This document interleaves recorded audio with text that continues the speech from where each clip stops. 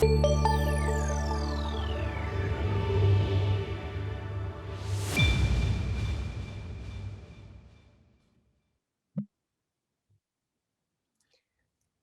morning and welcome to Mediaocean's Summer of Sport webinar.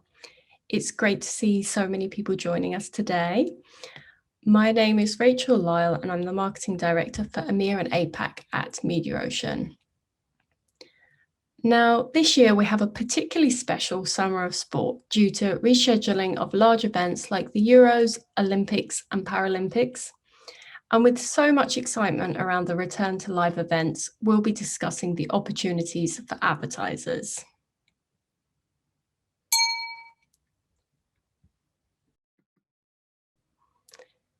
We have loads of interesting insights to share with you today in the next hour or so, starting with some key insights from Mediaocean Summer of Sport research. We'll then move into our panel discussion and question and answer. If you have any questions for our panelists, send us a message in the chat and we'll do our best to get through as many questions as possible. If we're not able to get to your question today, we'll follow up after the webinar. And of course, let us know your thoughts, comments, and questions using the Omnichannel Imperative hashtag. We have some fantastic speakers for you today, including Mediaocean's Stuart Smith, who will be hosting today's panel, Cal Knight, Head of Global Agency and Platform Solutions at Twitter. He'll be able to share some more insights around how brands can use social media to reach their audience. Also very excited to have David Granger, Chief Strategy Officer at iProspect UK. He's got loads of experience helping brands at large sporting events and will be sharing some of his tips. And finally, we have Katie Gilsenan, Trends Manager at GWI. Katie and the team at GWI have done some research on sports marketing, which Katie will be sharing on the panel. All right, let's dig into some findings from Mediaocean's research. As you can see from these graphs, we measured the social engagement and sentiment of both the English and Italian football teams during the Euros. Both teams gained more and more attention as the tournament went on, with peak moments like England versus Germany, England versus Denmark, and Italy versus Spain. And overall, we saw a lot of positivity for both teams. Throughout the tournament, we also measured which TV ads generated the most buzz. We did this by measuring each brand's social media engagements in the 2-minute period after the start of an ad, and then comparing them to the brand's social media engagement rate in the 2 minutes prior to the ad airing. Here you can see the top 10 ads of the tournament.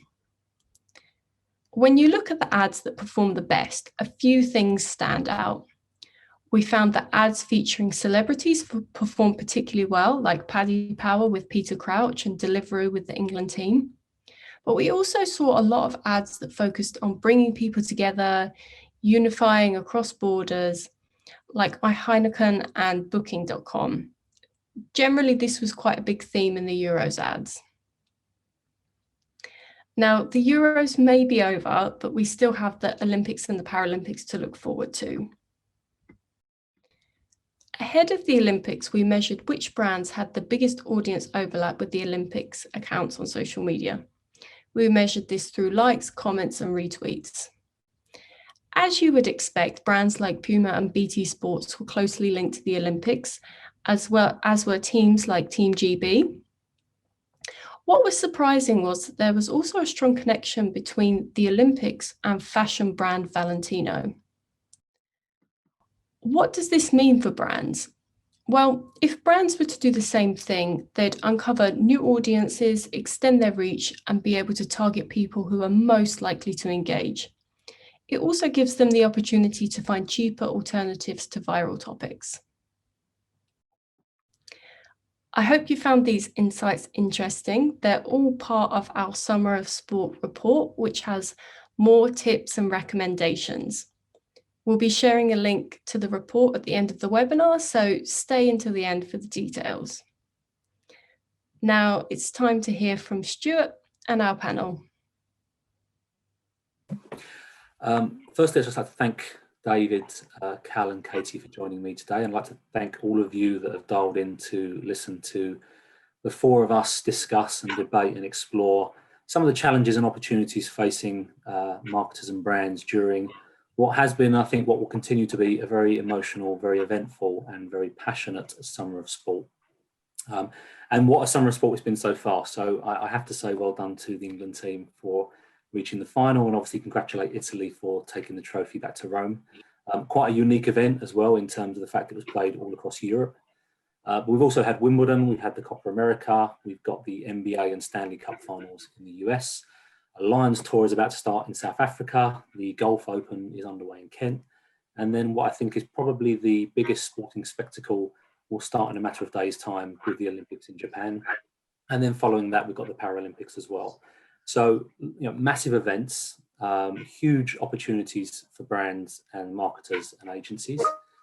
Lots of passionate fans. I think one thing that struck me about the Euros was just how passionate people get about these events, even those that aren't necessarily what you would call the biggest sporting fans, people bringing communities together. But all of this follows what has been a rather turbulent 18 months. We're planning a night out, planning a dinner, a holiday is very, very tricky. So I would love to hear just how brands and agencies are approaching their media strategy when these events and these tournaments seem to be changing on a daily basis. And David, it'd be great to start with you on that one. Yeah, this is a live challenge for myself and one of my clients who are Camelot. And Camelot are a huge supporter of sort of Team GB. So every 4 years we get a chance to sort of tell the UK that the athletes wouldn't be there without sort of National Lottery support. So it's a huge sort of moment of pride. And we started planning for the upcoming Olympics, which of course should have been running in August 2020. We'd have started planning for that back in October sort of 2019. And even now, there's still uncertainty whether those games will actually sort of go ahead. I think, fingers crossed, there's still that feeling that maybe the guys over in Tokyo will think we just can't sort of proceed. And that would be sort of perfectly understandable in the sort of current environment. Nevertheless, I think we've got some great sort of advertising assets ready to roll out for the Olympics. In fact, we've started advertising just last week, but it has been tricky. It hasn't been easy, and I think our sort of clients have sort of shied away from the really big bets. We probably haven't done some of the activation ideas that we would have normally pursued if we could have been a little bit more certain of whether this event was going to happen or not. And I think that's the real shame. There's, big sporting events, they give the opportunities for advertisers to go a little bit crazy. And I think, brands have rightly sort of scaled back some of their ambition, particularly on the production front, just not being sure that some of these things are going to happen or not. Yeah, no, I can imagine. And Katie, it'd be interesting to hear some of the research that you've done.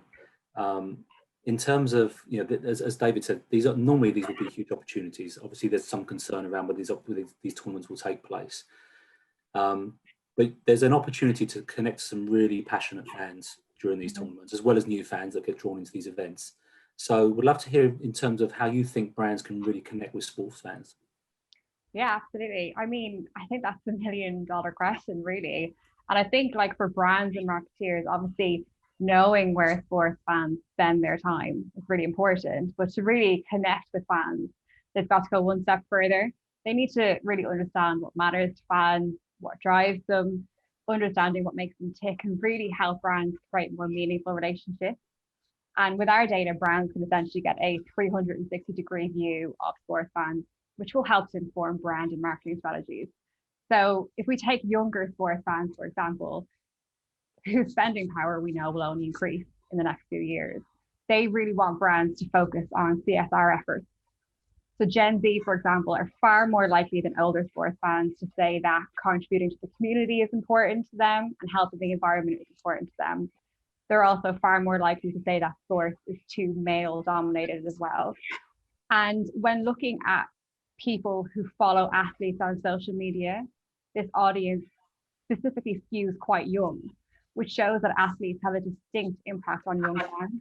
So we found in our data that 58% of 16 to 24-year-olds follow athletes on social media compared to around 21% of 55 to 64-year-olds. So many athletes essentially have the opportunity to act as ambassadors for this younger generation's progressive values.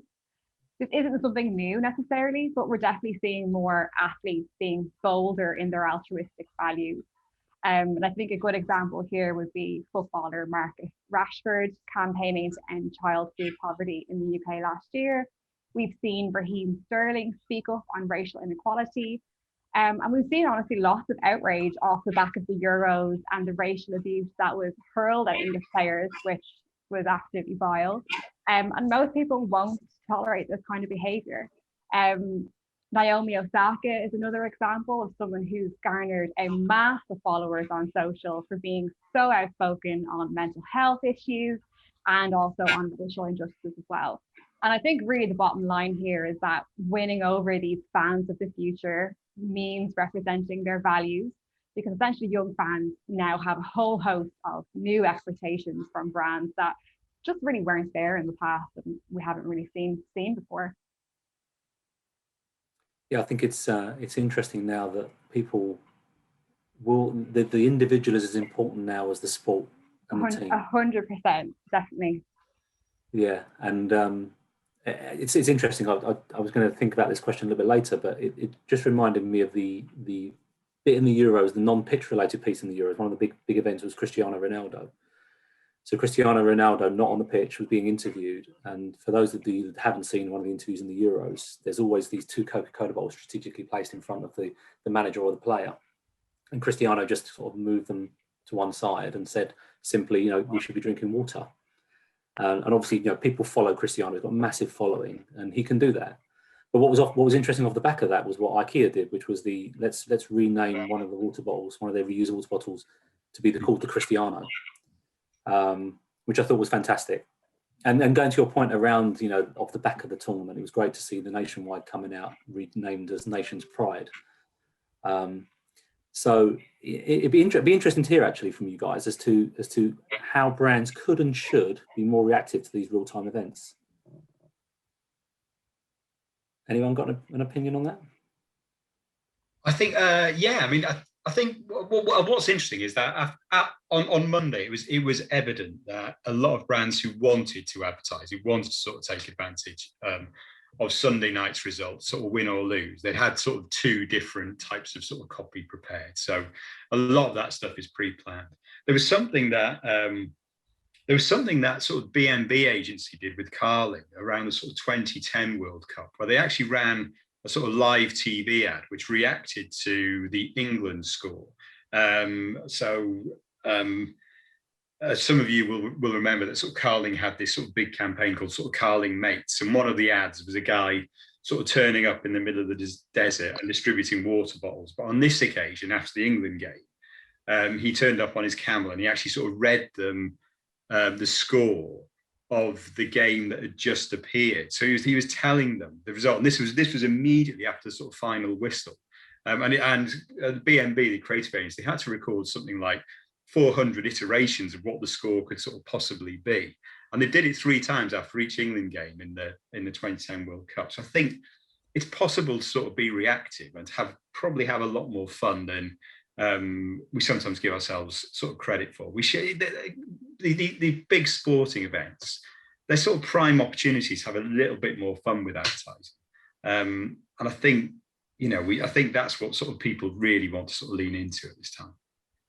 Yeah, they were lucky. They're lucky it wasn't a 6-6 draw. They probably hadn't prepared for that.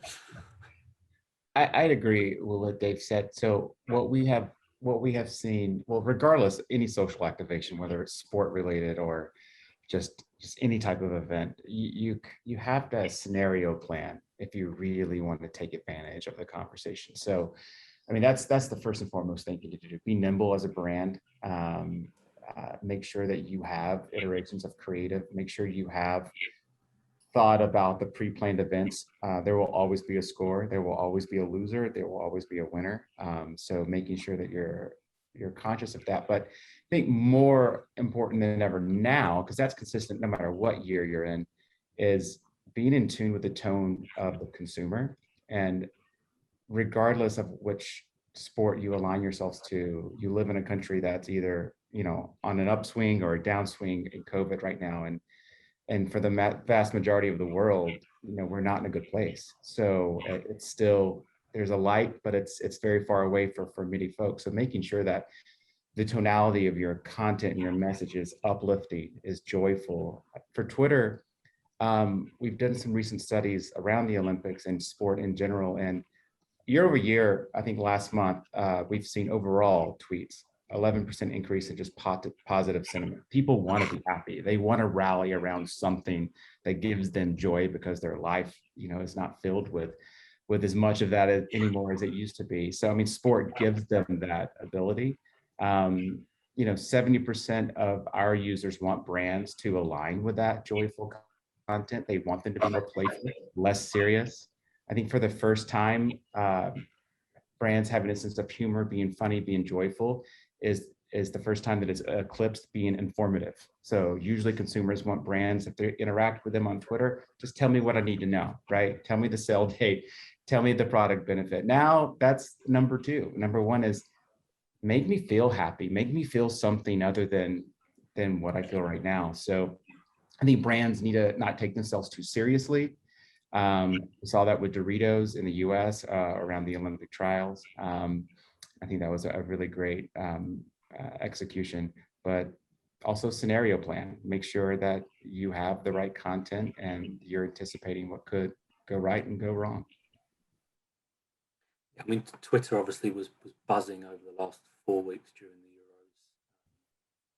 the Euros. Tweets about the event as it was unfolding, tweets around who the manager should and shouldn't pick, and the substitutions when they should and shouldn't be made.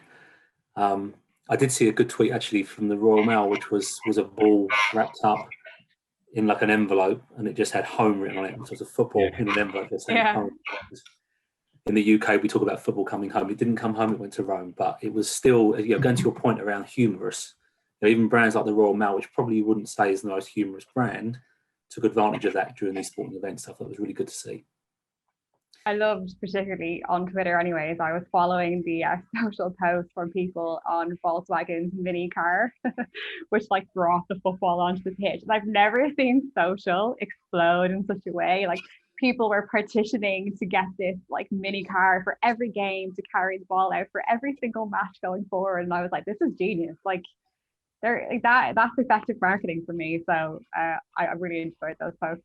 Again, showing how humor plays such a big role right now, and touching on what Carl and David already mentioned, it's massive. And we've seen it in our research time and time again for the pandemic. People want lighthearted, funny content above most other things right now, to be honest with you, because for natural reasons, it's been an awful year and people want a bit of relief and distractions.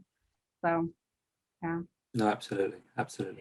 I think obviously the social platforms come into their own during these events, but if and I'm sorry to concentrate purely on the Euros again, but the Euros in the UK are shown on the free-to-air channels, so BBC and ITV. And with the big games, you naturally get large audiences dialing into the linear feed. And I think the semi-final peaked on the ITV coverage of the England-Denmark game, peaked at 27.6 million viewers. So maybe a question for you, David, is when you get these kind of unique events and when you get an audience of that size, which is, I would suggest a normal good ITV program will probably get a quarter of that. Yeah. Can brands plan for that? And if so, how do they do it, or how do they react to these unique events? Yeah, I think the best brands still recognize the power of that sort of collective viewing moment. Those big football occasions, they're commercial TV at its very best, and they offer that sort of power of cultural imprinting. It's that sort of shared knowledge. You're not just sort of seeing an ad on your own. You're knowing that everyone else is sort of seeing the same ad as you at that sort of in that sort of very moment. And I think the brands have always sort of tried to lean into that. There was something that Puma did years ago, where they had this sort of brilliant commercial which showed sort of Pele handing out sort of football boots to sort of top sort of Puma athletes. And it was a bit sort of clandestine. It was almost, he was delivering these sort of boots in sort of brown paper packages. But cut to the game, when you actually saw sort of whole teams taking to the field in these boots immediately after that ad ran lasting break. So and people know that, and that's when they sort of turn to social media to sort of comment on the fact that, oh, those are the boots that Pele was just, you just saw him delivering them in this sort of TV ad, and suddenly the players are out running out onto the pitch in them. It's just brilliant sort of TV planning, and I think, you know, it's still the stuff it's sort of advertising at its best, but brands know what that sort of power is, particularly for you know, going back to sort of the alcohol brands, the big beer brands like Carling and Carlsberg here in the UK. A successful football tournament can add 10% to their sort of bottom line against a non football tournament year. So it's a huge commercial opportunity, and I think TV, those big games offer that, offer that sort of crystallization of a viewing audience. And fantastic for ITV. Yes, especially when they only they had that game. There was no BBC involved. You had that collective audience. Cal, I'll imagine, obviously, when we talk about that 27.6 million viewers, I would imagine most of them were on a social media platform at the same time, or at least a very large percentage of them would have been. So how do you see brands best utilising social media platforms during these big events? Yeah, going back to Dave's comment and your comment, yeah, it's good for ITV, but is it good for brands, right? There's still limited ad slots. There's still limited reach.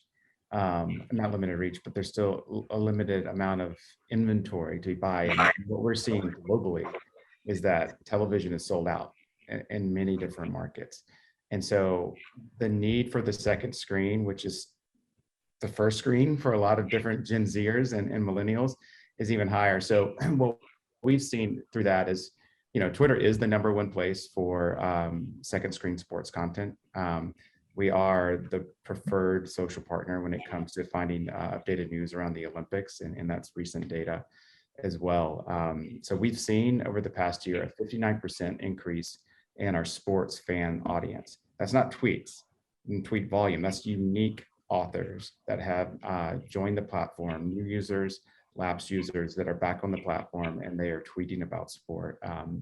And you know, we're seeing this lift our conversation around sport around 80%. So the reach is there from a social standpoint, and I think more than ever, marketers have to turn to the second screen, even if they didn't in the beginning, because they're priced out of the television and the linear aspect. So connecting with the brands on social platform is more important. I would say on Twitter, how they can connect, the best practice that we've seen is don't concentrate your efforts just in the game. You're going to miss a sizable amount of upside if you do that. Before the game, during the game, and after the game are equally important. People turn to non-broadcast media around sport for the whole story, right? They want the inside of like how are athletes preparing for the game? How are they celebrating their win, their loss? What's the conversation around that? And so people are hungry for that, right? They're hungry for that personality of the athlete themselves. So making sure that you have a strategy that is during the lead up, definitely concentrating in the game and being scenario planning around what could happen. And then also making sure you show up at the end and in the days after the game to follow that athlete, to follow that team, to follow the audience that surrounds win or lose. So we did some recent research actually on that. And when brands do that pre, mid, and post-game strategy, we've seen there's 2 times more engagements, there's 35% better view through of all their videos, and more importantly, 3 times more cost efficient for their ad dollars spent on Twitter. So making sure you show up for all the conversation and not just the in-game conversation is crucially important. And I would think that would be the same situation on any social platform. Yeah, and I think with a lot of these events now, the pre-game bit, we're not talking one day anymore, are we? There's weeks of build-up. There's weeks after the events happen. So yeah, I totally get that. Katie, I know that your research talks a little bit about fans' viewing habits and how they're changing. Would you be able to share some of the main findings of that? Yeah, sure. I mean, it definitely reinforces a lot of what Cal has mentioned, which is good.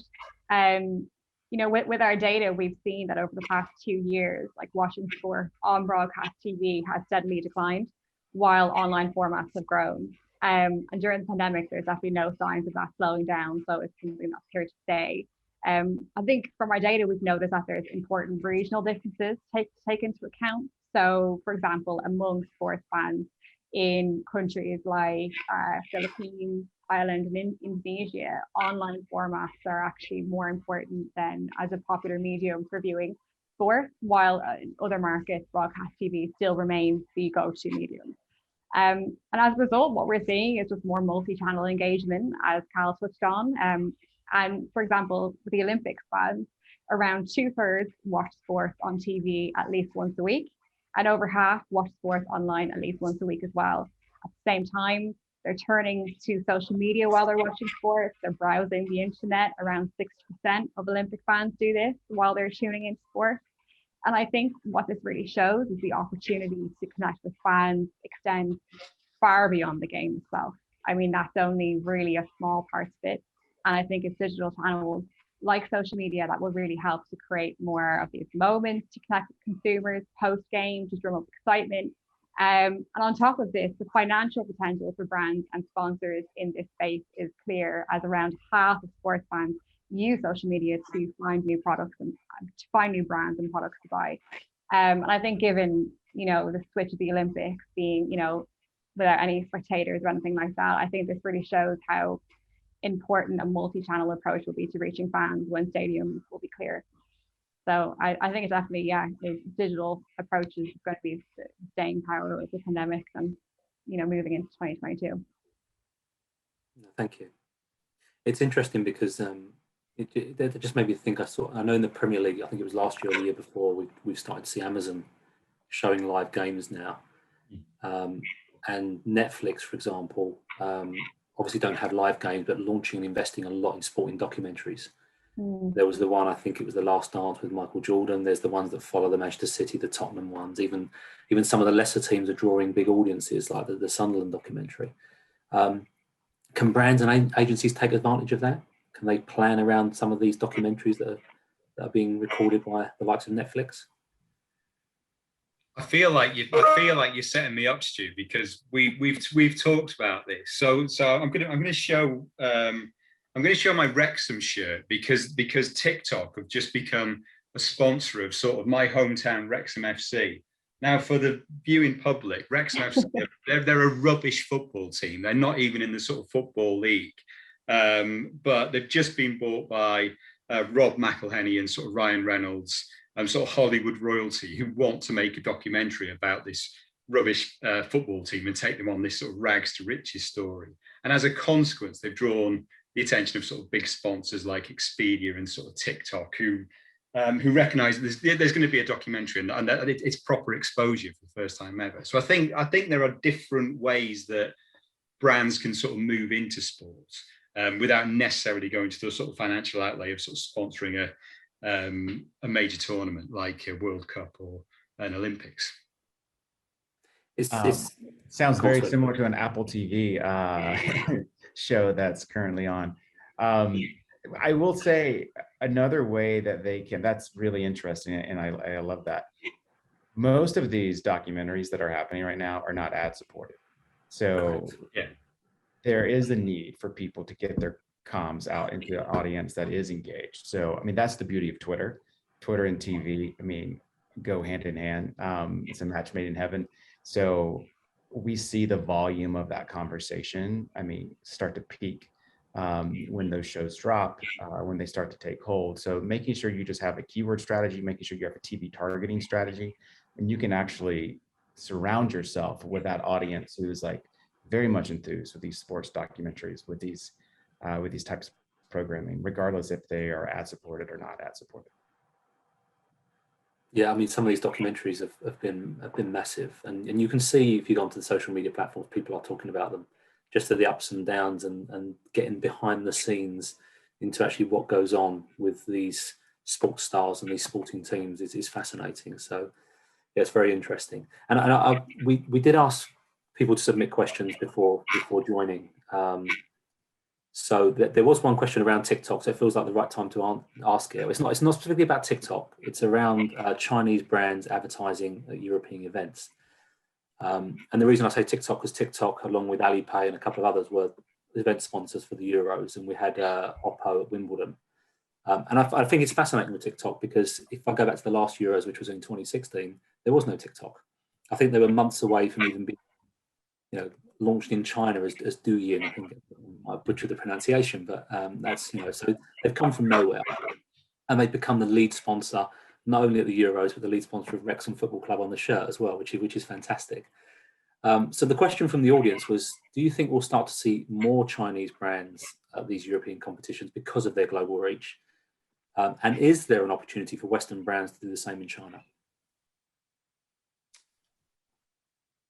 Yeah, I think, yeah. I mean, well, certainly. I mean, if you've ever, I was fortunate to spend some time in Hong Kong and China a few years ago, and just seeing the sort of support for Premier League football over in that territory, it's just phenomenal. So it's no surprise to me that Chinese brands have recognized the opportunity to sort of piggyback the world's biggest sort of football tournaments. In terms of whether the same opportunity that exists over there, I think it'll come. I think with the rise of esports, it'll probably be sort of driven that way. But it's definitely in the post. Yeah. Yeah, I mean, the Premier League is, I mean, let's not get into the Super League debacle and conversation, but I remember watching the news when the Super League was announced, and the fans over in China and the Far East, the passion for the Premier League is incredible. It really, really is. And there's such a huge audience over there. So I can see why the likes of TikTok and Alipay are sponsoring these European events.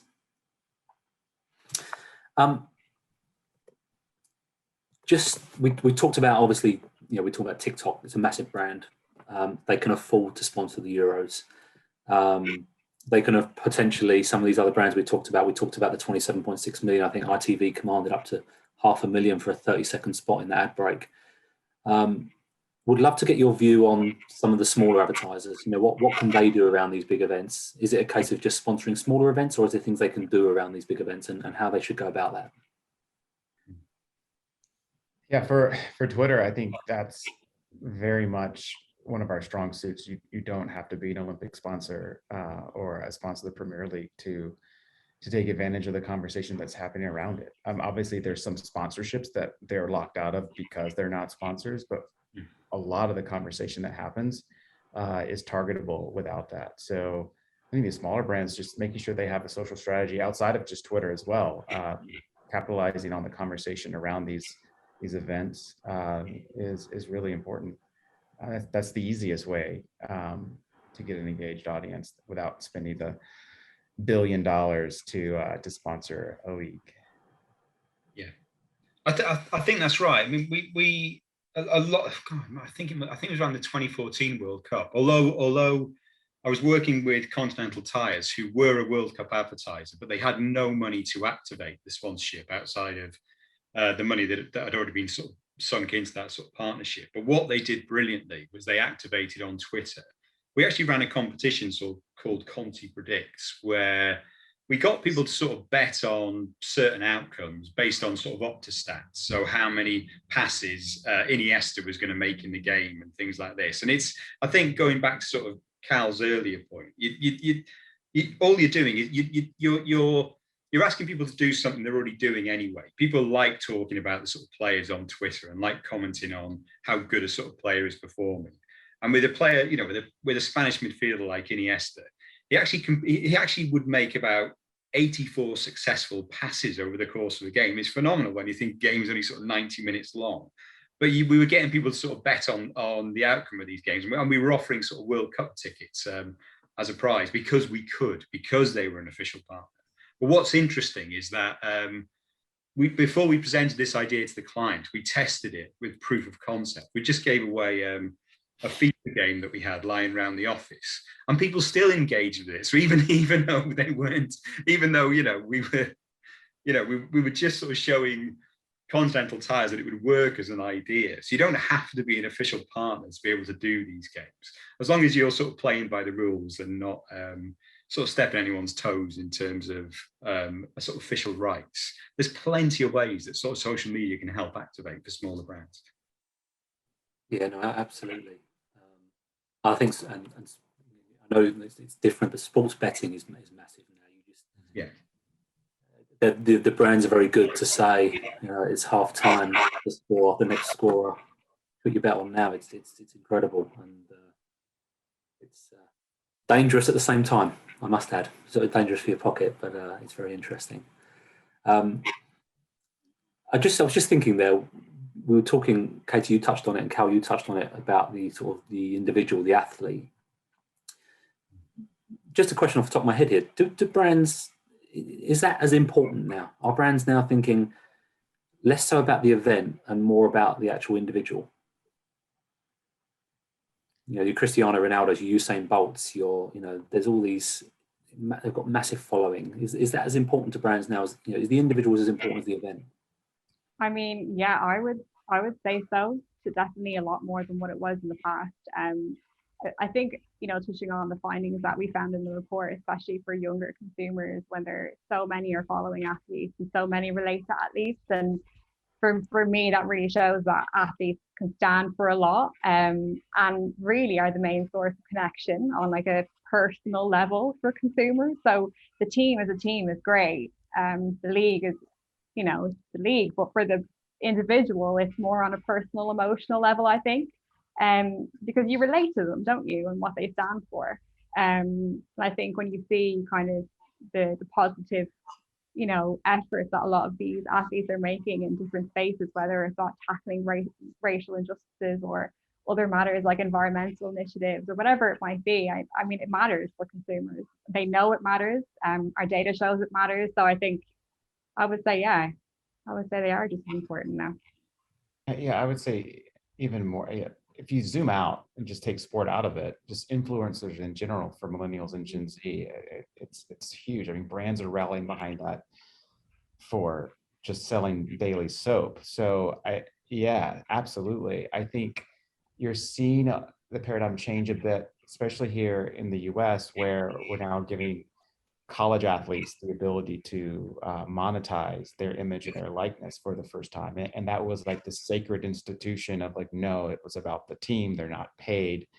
And that's changing. And I think, you know, leagues and advertisers are understanding that these are celebrities, these are influencers, and they can win a game, but they can also like bring in a ton of sponsorship dollars too. So absolutely. I think we're seeing that a lot right now and globally about brands sponsoring certain athletes and telling their story. I mean, that's what people want. And, you know, they want to understand what the lead up is. And like if a brand is interjected and it's like what their pre-game ritual is, amazing, right? I mean, that's the power of the celebrity.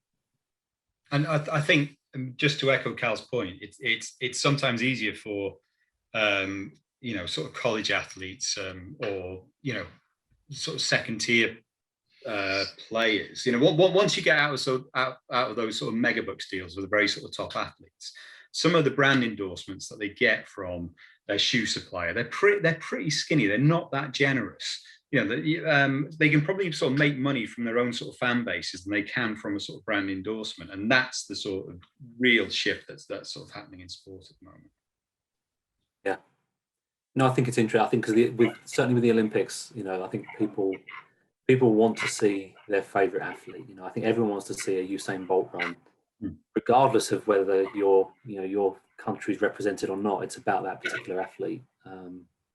I saw a post the other day from Usain Bolt. I've got to say this because I got a Peloton bike back in October, and I've got a better 30-minute output than Usain Bolt. So I now claim to be an athlete.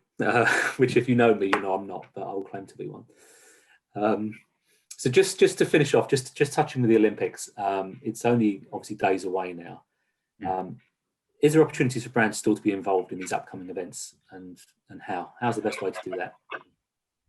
Yeah, there is. I think we have to recognize that the Olympics is it's an outlier. It's, you know, it's the world's sort of greatest sporting event, but it hasn't always been a sort of heavily sort of commercialized event. And even now, it's quite difficult to sort of commercialize it in terms of sort of broadcast rights. In most sort of territories, it's still sort of protected, so it doesn't go out on sort of commercial channels. And with issues with sort of time zones and things like that, it's not a heavy sort of TV event. Nevertheless, if you are an Olympic nation like we are in the sort of UK and certainly in the States, you know, we do sort of get wrapped up in the Olympic spirit, don't we? We're fascinated with the idea of sort of unknown athletes becoming sort of household names, and I think, you know, that's an emotion. You can sort of bottle that. I think that's what brands have to sort of tap into across sort of social platforms, and be as sort of reactive as they possibly can, because there's so much you can do with, you know, a sort of hometown hero, and that's really what the sort of Olympic spirit has always embodied. So yeah, I still think there's huge opportunities for brands to take advantage of that. Yeah, Yeah, I I think echo that. I love what you just said. It goes back to our last question around the athlete. You know, there are the Usain Bolts and there are the mega athletes that people respond to, but I think there's some responsibility for brands to shine a light on those undiscovered or growing talent that maybe are more socially conscious as well. I mean, that's what the audience want. They love a good achievement, but they want it off the field as well. So but how can they, yeah, they can get involved on Twitter really easily. I mean, our conversation, I just pulled the data. It's conversations up 73% month over month for the Olympics. I mean, there is excitement globally around this. You are going to have fanless games. I mean, so the attention to digital and social is going to be even more paramount than it was in 2020. So just hopping on conversation, right? Like, making sure you abide by the guidelines and know what those are. And I think any well-informed social platform will help their advertisers know what to do and what not to do. But I think the easiest way is just, you can broadcast, like put your pre-roll in front of clips. People want to see those highlight clips when they wake up in the morning. They missed the game overnight. They still crave that sight, sound, emotion of what the game is. They're not going to watch the entire meet. So make sure that you show up, and that's as easy as having appropriate 6 and 15-second content. I mean, that's can be done on any platform, especially Twitter. You can do takeovers and I mean, most of the big tentpole events are taken, like opening ceremony and closing ceremony and the track and field finals. Those takeovers are probably sold out across most of the ecosystem, but there's a lot of value in those midweek days, right? They're usually a little bit cheaper, more efficient, but there's still a lot of activity, and that's where you can really strike it hot with maybe an unforeseen event that would happen. And just making sure that you target the conversation. I mean, it's there. We are actually curating topics around the Olympics for the first time ever. So every team, nation team that's participating will have its own topic. So users in the UK will be able to follow Team Great Britain, and more tweets will fill their timeline around the Olympics. So you want to be able to escape it unless you actively turn off the platform. I think the Olympics as well is great because you know, everyone loves a loser as much as they do a winner. And going back to what you were saying, David, about bottling that emotion. You know, there've been people in the past that have spectacularly failed the events, but people love them for it. Yeah, and I think it is fascinating, you know, because everyone talks about, oh, will the Olympics be a success if it's playing to empty stadiums? I think you can look back at history, and the Olympics has always played for sort of half empty stadiums, or at least some of the sort of greatest Olympic moments. You know, the finals are always full, but there is a lot of sort of empty seats during the Olympic. It doesn't require a sort of, you know, audience on the ground to make it a success. It just requires us to sort of, you know, believe in those sort of origin stories of these people who've just dedicated the last 4 years just to get to that point, you know, and that's the bit that people fall in love with. Yeah, absolutely. Well, I will just ask one final question to each of you, which is, I'd be interested to know what has been your favourite Summer of Sport advert and why. Katie, let's start with you. Okay, I don't really have a favorite per se, but I did really like the Aldi advert in for the Euros. I found it, the analysis of someone like the kind of sports analysis of someone doing a barbecue. It was very lighthearted. It was very playful. Didn't take itself too seriously at all. And it's the kind of ad that I relate to, anyways. Anything that kind of makes me laugh, especially during these times. So it's not hard to see why it won, the free spot on my TV, and it's not hard to see why it was liked by consumers either. So I think that's one for me. And obviously, I mentioned Volkswagen's tiny car. I like that one just because of the social interaction that came about from it. It was, it gave me a very enjoyable 1 hour scrolling through Twitter, reading those comments. I am a huge junk food fan, and so Doritos is my favorite go to. I'm not sure if any of you saw it, but in the Olympic trials, Christina Clemens, obviously she wore Cool Ranch Dorito earrings when she broke a record, and it just started trending on Twitter, and she was tweeting about it, and then Doritos joined that conversation. So it wasn't a true advert, but it was what I love about this time and these big events is that it doesn't take a true like $1 million 30-second ad to like really pull up the heartstrings. It was something that happened the moment that the Doritos team like capitalized on it, and I just love that. I hope we see more of that during the actual games. And my favorite was not an ad either, but it was the Bud Light box heads. So this is a sort of, you can finish your sort of 12-pack of beer, and then you can stick sort of Jordan Pickford on your head. It's perfectly stupid, but I bet it's sort of cleaned up in retail. There'll be a brilliant effectiveness paper in that this time next year, because I'm sure they sort of stole share in grocery because of that. No, all great ads. So thank you all. There was one final question that coming from the audience. So let's just tackle that one, and then I'll let you go on your way.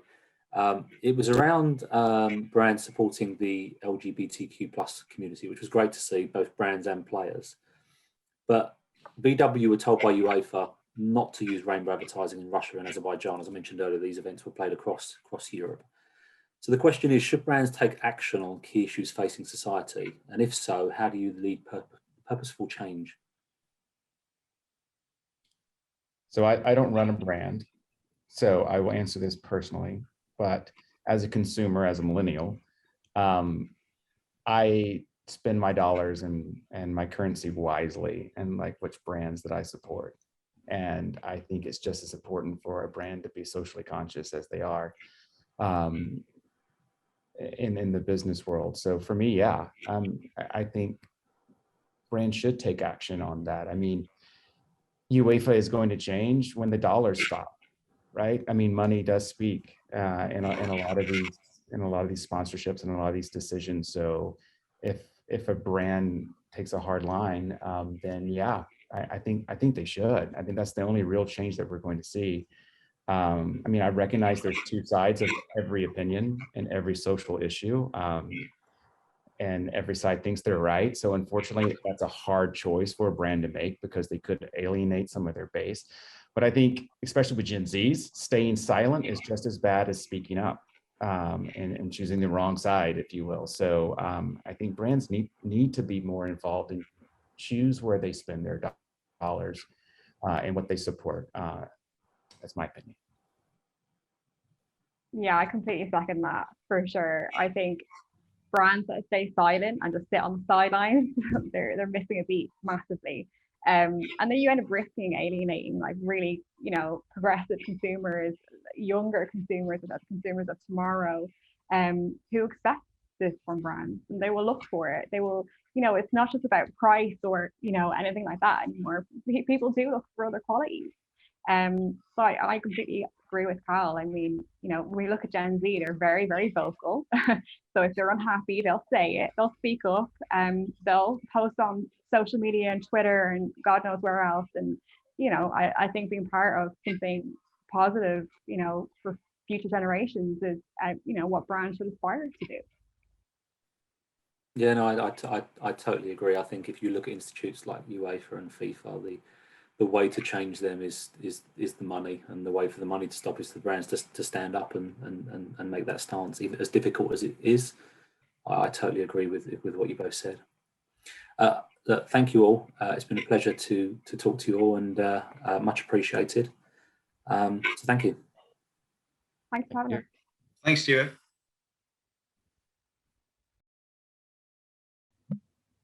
Absolutely. A huge thank you to our panelists. Such an interesting conversation.